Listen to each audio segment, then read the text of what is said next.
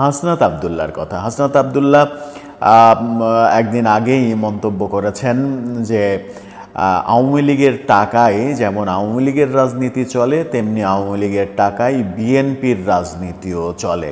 তাতে করেই খেপেছে বিএনপি, বিশেষ করে কুমিল্লা অঞ্চলের লোকজন। শুধু বিএনপি না, কুমিল্লা অঞ্চলের সর্বসাধারণ তার এই কথাই ব্যাপক প্রতিক্রিয়া দেয়া শুরু করেছে। এই ধরনের কথা অধ্যত্বের শামিল, এমন কথাও বলছেন।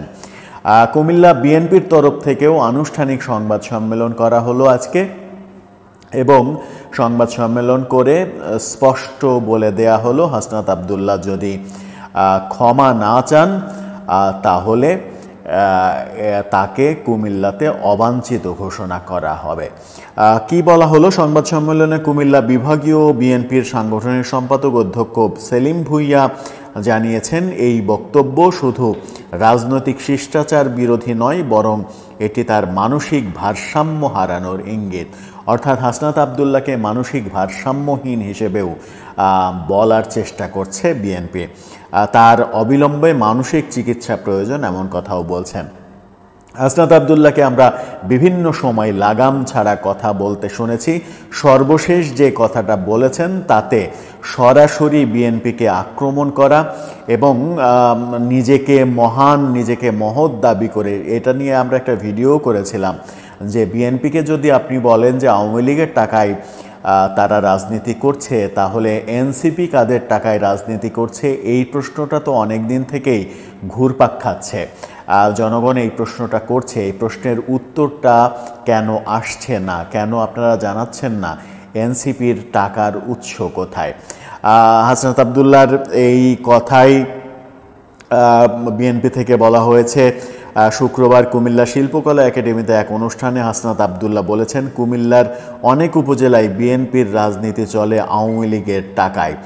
এটি একটি শিশুসুলভ ও রাজনৈতিক অপরিপক্ক মন্তব্য। এই বক্তব্যে কুমিল্লা সহ সারা দেশের বিএনপি নেতাকর্মীদের মাঝে ক্ষোভ ছড়িয়েছে। এটা খুবই স্বাভাবিক, ক্ষোভ ছড়াবেই যখন তার বর্ণনায় তিনি কুমিল্লার কথা বলেছেন, কিন্তু তার মূল বাক্যটা ছিল আওয়ামী লীগের রাজনীতি যেমন আওয়ামী লীগের টাকায় চলে, তেমনি বিএনপির রাজনীতিও আওয়ামী লীগের টাকায় চলে, এমন কথা বলেছেন। তারপরে তিনি সেটার ডিটেলে গিয়ে বলেছেন যে অনেক উপজেলা রয়েছে, সেখানে বিএনপির রাজনীতি আওয়ামী লীগের টাকায় চলে।